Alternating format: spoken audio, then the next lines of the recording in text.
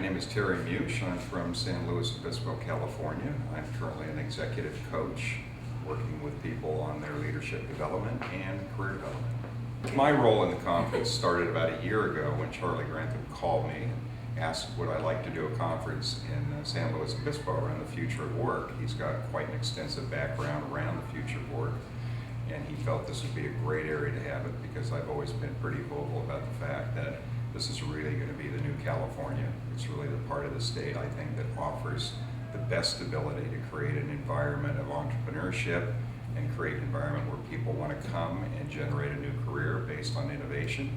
And I've often said that San Luis is a great area where humanity and technology meet, and that this area has a lot of really high consciousness around people wanting to stay and birth new careers and be part of the new economy. What I've got out of the conference today has been mainly around the structure of what it takes to go do the future of work. We can talk about it, and it's a bit of an esoteric subject, but when you talk about actually doing that, bringing that into the world, it's a whole different story. And what I saw today is that in fact there are structures that are currently in place right now that can allow people to take a progressive path for how they want to evolve into the future of work. I think these structures can be brought into the area. I think there's a lot of awareness and enlightenment around these structures in the area. I think a lot of people have tried some of this stuff before, maybe not to great effect, but I also think they're ready for a new change and they're willing to try this again in a different way. And it's not so much, new wine, old bottles. It's really about the fact that people see these new innovative technologies and they really want to try them. Technology has matured a great deal since the days when we tried it before, about a decade and a half ago in the area, and people are just ready for it. Plus the population demographic is changing radically in the area. There's a lot more young people that want to stay here. In the old days, they would graduate from college or be in the area and want to leave and then come back after they got a little bit older and had some kids. But today, they want to stay here from the get-go. They like this area that much, and they're beginning to look around the country and thinking, this is an area we can create the new economy.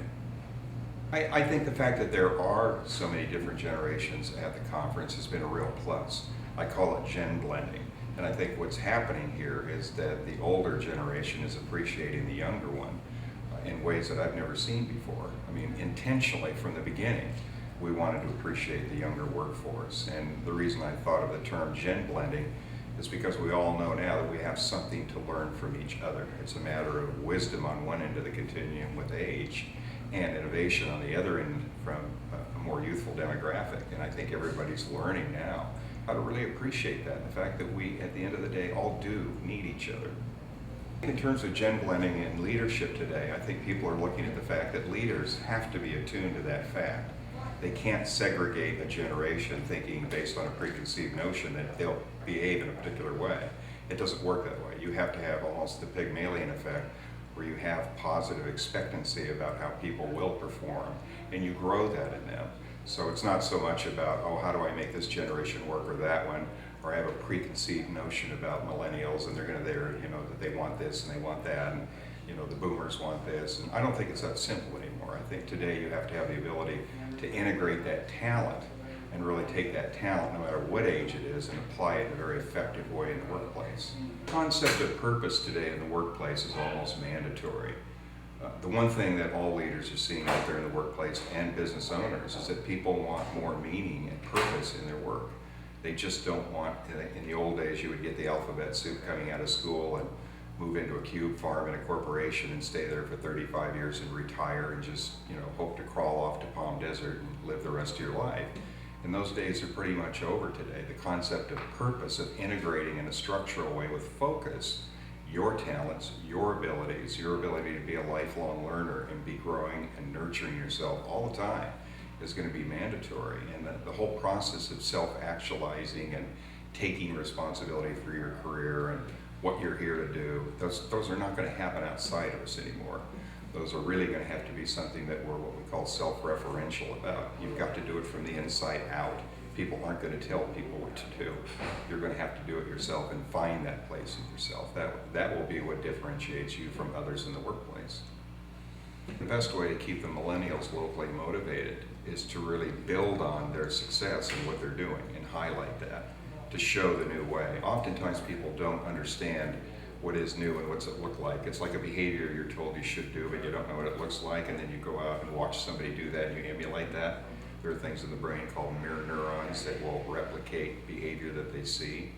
And I think it's really important for us to highlight what the millennials are doing in the next generation, and also the effect of the wisdom gained from the older population, how that can flow down and really help the millennials. And that to me is going to build the bridge where we look at what younger generations are doing. Because I know me as a boomer, and I know a lot of people in our generation, we're excited to see what the millennials are going to do. I mean, we went through the 60s and we want to see it happen all over again. And so that's what we're going to have to do in terms of highlighting the millennials and showing that in this area we can really bring their asset and talent base to the forefront. I think that any community that wants to have a future of work conference really needs to take a look at what they're willing to do to have one.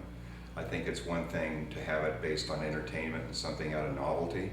It's another thing to look at it in terms of commitment and what you'll do to integrate it into the DNA of the community, to really bring that in and have a commitment to see it come to fruition. So we would offer, as you know, the franchising part of the future work model, that people really take a hard look about their probability for success of really bringing that into the city and committing to what it'll take on a resource level to go do that. So we don't want to set them up for failure. This is not an entertainment kind of thing. This is transformational change in the workplace. And this is a big, huge step in human evolution that's about to happen right now. So any community, any city, any area that would want to bring a future work conference into it needs to do the pre-work to really make sure that through the life cycle of that particular event, that there will be integration into the DNA of the community. That's what's most important to us at the end of the day, even though they may do it their own unique way, but that it gets done and that there's demonstrated measurable change happening out there.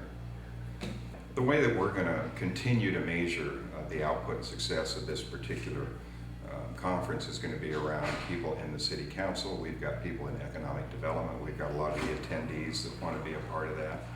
There are a lot of people in the area that want to stay contained within this community. We're calling that the Future Working Together community.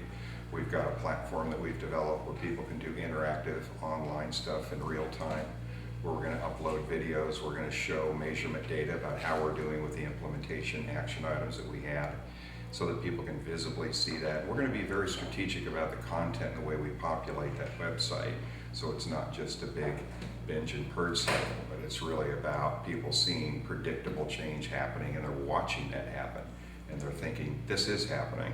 So it's going to build on itself, and that's how we're going to measure that after the conference.